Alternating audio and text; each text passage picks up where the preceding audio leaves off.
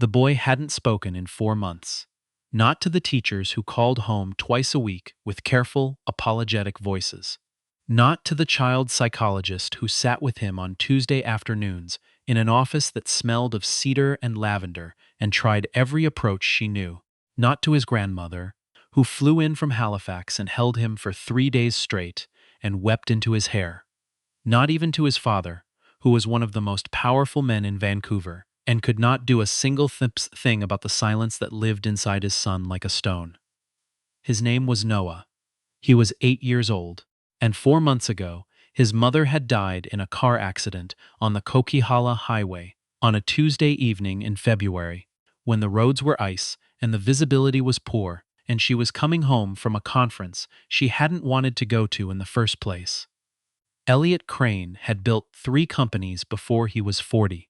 He had taken the third one public 2 years ago and watched the number climb on a screen in a boardroom full of people who were clapping, and he had thought, Miriam should be here. She wasn't there because she was picking up Noah from hockey practice. She had texted him a photo of the two of them in the car. Noah still in his gear, giving a thumbs up, and Elliot had saved that photo and looked at it more times in the past 4 months than he could count. Now it was June. Noah sat at the kitchen table every morning and ate his cereal without looking up. He did his homework. He went to school. He came home and sat by the window in the reading room that Miriam had designed. The window seat with the cushions she'd sewn herself, the ones with the small yellow birds on them. And he looked out at the garden, and he did not speak. The agency had sent 3 people before Celeste. The first had been a woman in her 50s who kept referring to Noah as the little one and tried to engage him with flashcards. He had looked at the flashcards for exactly 45 seconds and then turned back to the window. The second had been a young man, recent early childhood education graduate, enthusiastic, good-hearted, deeply unequipped. He lasted 9 days. The third had been someone Elliot's mother had recommended. A woman she knew from her church who came with references and a warm smile, and immediately, on her first afternoon, rearranged the cushions on the window seat because she thought they looked a bit worn. Noah had watched her do it without expression. Elliot had let her go the next morning. He sat in his home office that evening after Noah was in bed and stared at the wall. He was running out of ideas. His assistant, a methodical man named Pierce, who had worked for him for 7 years and anticipated his needs with unsettling accuracy, had left a printout of 4 more agency options on the corner of the desk. Elliot hadn't touched it. He didn't need a professional. He'd had professionals. What Noah needed was something Elliot could not name, something he recognized as absence rather than presence, a specific gravity in the room that had disappeared the night of February 11th and had not come back. It was Pierce who found Celeste, not through an agency, through his sister, who volunteered at a community center in East Vancouver, and had mentioned, once, a woman who ran the after-school program and had a way with kids that Pierce's sister described as, I don't know, she just knows where they are. Pierce had taken the description seriously because his sister was not given to exaggeration, and he had tracked the information down quietly, without mentioning it to Elliot until he had something concrete. She doesn't have formal childcare certification, Pierce said, setting a folder on Elliot's desk. She has a background in occupational therapy. She left her position at BC Children's Hospital 3 years ago to start a community outreach program. She's been running it since then. The program has a waiting list. Elliot opened the folder. There was a photo. A candid, taken at the community center. A woman crouching down to be at eye level, with a child who looked somewhere between anxious and relieved. The woman was laughing at something the child had said. She looked like she meant it. Does she know who I am? Elliot asked. No, Pierce said. I reached out under the company name. Elliot looked at the photo again, set up a meeting. He did something then that he would not tell anyone about for a long time. He had a reason, a real one, practical, defensible. He wanted to observe her before she knew who he was. He had made too many decisions in his life based on how people performed for him, how they adjusted their posture when he walked in a room, how their voices changed.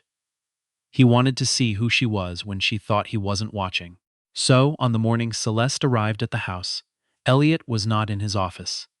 He was in the side yard, in a fleece jacket and work gloves, moving mulch from a wheelbarrow to the base of the cedar hedge that ran along the property line.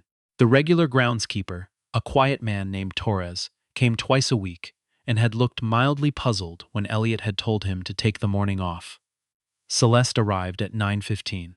He watched her come through the garden gate, which Pierce had directed her to, and he noted that she stopped at the gate for a moment and looked at the garden before she came through it, not with the assessing, appreciative expression of someone who was clocking the money, the square footage, the landscaping, the outdoor kitchen area with its stone counters, but with something more like attention, like she was just seeing it.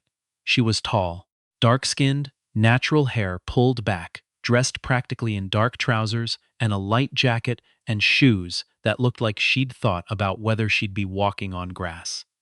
She carried a canvas bag over one shoulder, and she wasn't looking at her phone. Pierce met her at the back door. Elliot kept moving the mulch and watched from behind the hedge. What happened next was not what he expected.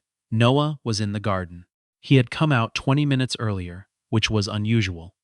He rarely came outside before noon, and had been sitting on the back step with a stick, drawing slow, random lines in the dirt at the base of the step. He had not looked up when Elliot had gone to the side yard. He had not looked up when Pierce had opened the back door to check the time. When Celeste came through the door behind Pierce, she stopped. She looked at Noah. He had not looked up. She did not say his name, or crouch down immediately, or do any of the things the other three people had done. She stepped around him, left him enough room, didn't make him the center of anything, and she sat down on the step beside him. Not close, 2 feet away, and she picked up a stick of her own from the ground beside the step, and she started drawing in the dirt as well. She didn't draw anything particular, just shapes. Slow, like she was thinking about something else. Noah looked at her stick. Then he looked at what she'd drawn. Then he looked back at his own lines. He didn't speak, but he also didn't move away. Elliot stood behind the cedar hedge with a trowel in his hand and didn't move either. Pierce appeared in the doorway and then stopped himself from saying anything. He went back inside. Celeste and Noah sat on that step for 11 minutes. Elliot counted. Neither of them spoke. She drew 3 slow shapes in the dirt and then set her stick down. He drew a long, careful line that curved at the end. After a while, she stood up, brushed off the back of her trousers, and said, not loudly, not with performance, just said it like a fact between them. I make pretty good hot chocolate. I'll be inside if you want some. She went in. Noah looked at the door for a moment. Then he looked back at his lines in the dirt. Elliot set down the trowel. He introduced himself an hour later as the property manager, a role he invented on the spot with uncomfortable ease. He said his name was Ed. Celeste shook his hand and said her name and gave him exactly the amount of attention she would give someone whose job was to manage a property, which was to say, straightforward, polite, and then she was back to whatever she was doing. What she was doing was making hot chocolate. She had found the kitchen without being shown around. She'd asked Pierce where things were and then found them herself. And she had made 2 mugs, one for herself and one, Noah-sized, and with a little less milk, set on the kitchen table. She wasn't watching the door. She was reading something on her phone, standing at the counter, drinking her hot chocolate. Elliot made himself busy near the garage for the next 40 minutes. At some point, he looked up, and Noah was inside. He could see them through the kitchen window. Not close, still not close, but at the same table. Noah's mug was in front of him. He appeared to be looking at something Celeste had placed on the table between them, a small wooden puzzle, the kind with irregular pieces, abstract shapes rather than a picture, not a child's toy. Something more considered. Noah had not solved a puzzle or engaged with any game since February. Elliot went back to moving mulch. Over the next 3 weeks, Elliot Crane did something he would later describe, to himself only, as surveillance, and would privately understand was something else entirely. He was there, more than he should have been, more than was practical. He had a company to run, 2 active acquisition negotiations, a board meeting coming up, a keynote he'd agreed to give at a conference in Toronto he was already regretting. Pierce managed his schedule with the efficiency of someone who understood that the schedule was now flexible in ways it had not been before. He told himself it was reasonable to want to observe. He told himself he was gathering information about whether Celeste was right for Noah. Both of these things were partially true. But the part that was not captured by either explanation was the morning he came downstairs at 6:45 and found Celeste in the kitchen, not knowing he was up, just standing at the back window with a cup of tea, looking out at the garden in the early light. She was wearing her work clothes already. She came every day at 7. She must have arrived minutes before, and she had one hand wrapped around the mug, and she was just standing there, looking at the garden, in the particular way she looked at things, which was with all of herself. He stopped in the hallway, so as not to interrupt it. He stood there for longer than he should have. He learned things about her in pieces, the way you learn things about people when they don't know they're being studied. She had grown up in Scarborough, East Toronto, 5th of 6 children, parents who had immigrated from Ghana in the late 80s. She had told Pierce this in the initial call, and Pierce had noted it in the file, and Elliot had read it and then heard it again differently when she mentioned it, without particular emphasis, to Noah. In response to something, Noah had communicated not with words, but with a certain quality of stillness that Celeste had learned, somehow, to read. "I used to sit in the stairwell at our apartment building sometimes," she said. She was doing something at the kitchen counter, not looking at him. Noah was at the table. Not when I was in trouble or anything, just when there was too much happening inside. It was the quietest place. Noah looked at her. "Everyone needs a quiet place," she said. "It doesn't have to make sense to anyone else." She didn't say anything more after that. She kept doing what she was doing at the counter, which was cutting apple slices in a specific, careful way. No seeds, thin enough to fold a bit, the way Noah apparently preferred them, which she had learned by watching him discard the pieces he didn't like without any commentary from her. Elliot was in the hallway. He was supposed to be on a call. He was not on a call. The thing that nearly undid him happened on a Thursday evening in the 4th week.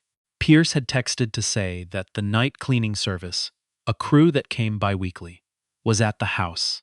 Elliot was in his car in the parking structure of his downtown office, sitting with the engine off, not sure when he'd gotten there, thinking about a call he'd taken at noon with the board chair that had gone longer than expected and left him feeling like he was performing a version of himself that he'd grown out of. He drove home. He went in through the side entrance, the way he'd been going in lately, habit now from the weeks of quiet arrivals, and came down the hallway past the reading room. He stopped. Celeste was not supposed to be there at this hour. Her hours were 7 to 5. But she was there. She was sitting on the window seat, on the yellow bird cushions, and Noah was sitting beside her, and she was reading to him. Not a children's book. Elliot recognized it after a moment as a novel, a thin one, something literary. Her voice was even and unhurried, and she held the book so Noah could see the page if he wanted to. Noah's head was resting against her arm. Elliot stood in the hallway and felt something break open behind his sternum. Not painfully. It was more like a window opening, something that had been sealed shut since February from the cold that had never reopened. He did not go in. He walked very quietly back to the kitchen and stood at the counter and held on to the edge of it with both hands for a moment.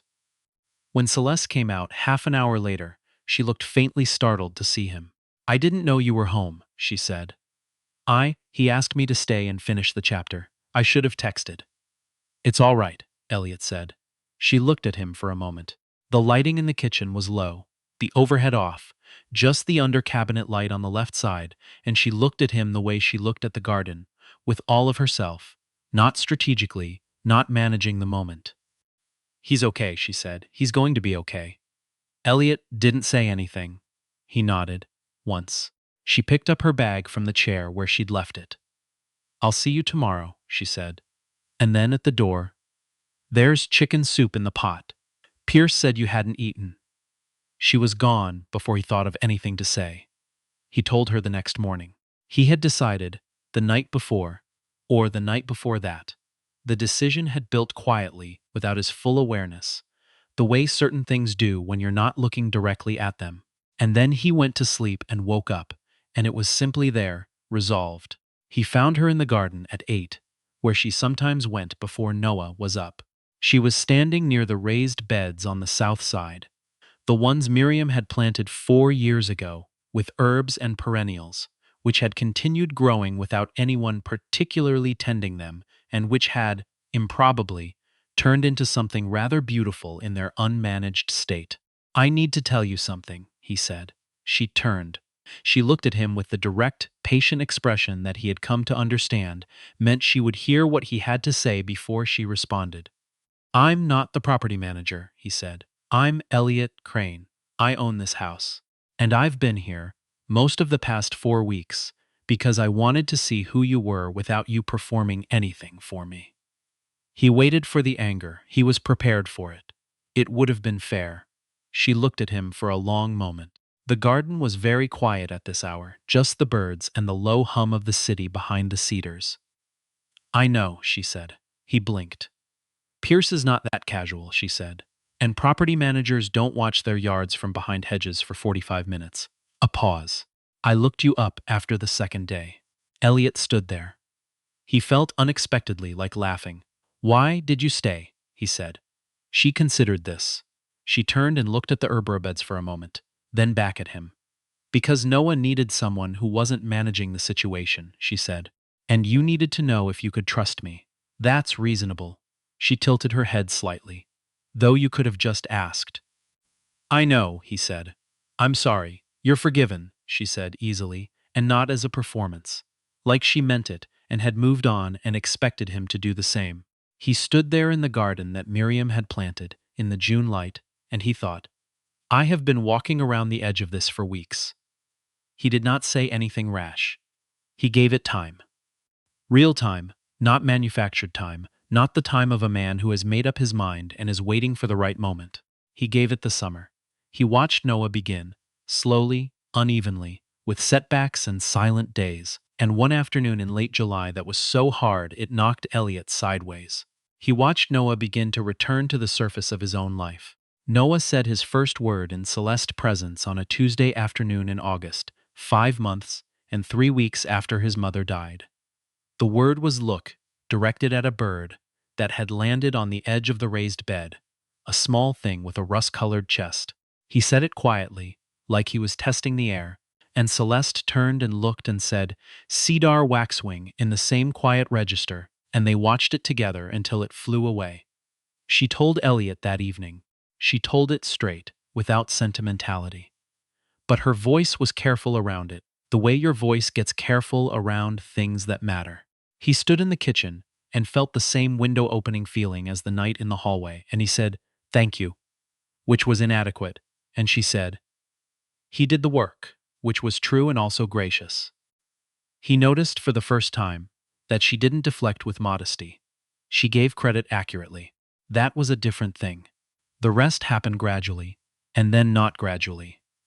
There were evenings when he came home to find her still there, Noah asleep upstairs, and they would sit at the kitchen table with tea and talk. About Noah, first, always about Noah, and then about other things. She told him about the community center program, the kids she'd worked with, the specific texture of the work. She asked him questions about his companies that were not the questions people usually asked. Not about scale or strategy or valuation, but about what he'd thought he was building, and whether it had turned out to be that. He hadn't been asked that in years. Maybe ever. He found himself telling her things. About the night the first company launched, and he'd been alone in his apartment because everyone else had gone to celebrate, and he'd needed a minute to just sit with it. About Miriam. He found he could talk about Miriam. Not perfectly, not without the weight of it, but he could do it. Celeste listened the way she did everything, with all of herself, and she did not try to fix it or smooth it or reframe it into something more comfortable. She grew up with less than nothing. she told him once. Her family's first apartment in Scarborough had a ceiling with water damage in 2 rooms, and her parents never complained. Not once. Not to the landlord, because they did not want to be the people who complained. She had decided at 14 that she was going to be the person who complained when complaining was warranted, and that this was a form of respect for the situation, for the truth of it. Her mother had eventually found this quality difficult. Her father had quietly been proud. She had built her outreach program with a seed grant of $11,000 and 5 years of working 2 jobs. She had turned down a full-time hospital position to do it. She had never once suggested this was sacrificial. She had done it because it was the thing she wanted to do. He thought about that differently than he might have once. He understood now, in a way he hadn't, before the past few months, what it meant to have done the right thing without the approval of anyone watching. He asked her, in October, on an evening when the light was going, and they were both in the kitchen, and Noah was doing his homework at the table between them, what she thought mattered most in raising a child who had lost someone. She was quiet for a moment. Noah kept his eyes on his homework. Letting them know it's not their job to make you okay, she said. That's the main thing, I think. They feel it. They know how sad you are. And they take it on, without meaning to. So you have to make it clear. The sadness is yours, the loving is separate. Both are real. Noah looked up. He looked at her, and then at his father. Elliot held his son's gaze. He said, "She's right." And then, to Noah, "I'm sad about Mom. That's mine to carry. It doesn't mean I need anything from you. I just need you to be here." Noah looked at him for a long time. He said, "I know, Dad." They were the first real words he'd said to his father in 6 months. The kitchen was very quiet. Outside, the October rain had started, soft and steady against the window. Celeste was looking at the table. She was not intruding on it. Elliot reached across the table and put his hand over his son's, and Noah turned his palm up and held it. He asked her in November. He had not planned it, or rather, he had thought about it for weeks and had several frameworks for when or how, and then one evening it simply happened the way the right things tend to happen, without the ceremony he had constructed for it. Noah was in bed. They were in the garden, which they had taken to doing, in the evenings when the weather allowed, which in Vancouver in November meant bundled up in the kind of coats that people from elsewhere found extreme and locals considered practical. The cedar hedge had gone dark, and the city made its low ambient sound behind it, and there were stars in the gaps between clouds. He said, "I want to ask you something." She turned and looked at him. He said, "I think you already know what it is." She was quiet for a moment. The garden gave off the particular smell of cold, wet cedar and turned earth. "I do," she said. And she looked at him in her direct way, with all of herself, nothing managed or held back or prearranged. "And I think you should ask it," she said. Out loud. "A person deserves to hear it," he asked her. She said yes. They stood in the garden for a while afterward, not saying much. The rain had held off. Above the cedars, the stars appeared in sections, and the cold air was very clear, and the city hummed around them in its constant, indifferent, somehow companionable way. Inside the house, in the reading room with the yellow bird cushions, Noah was asleep. On the window seat where he had spent so many hours looking out, he had left his book open, face down, to a page he'd meant to come back to. He would come back to it in the morning. There were many mornings ahead of him now, and he was beginning, slowly, unevenly, the way anything real begins, to know it.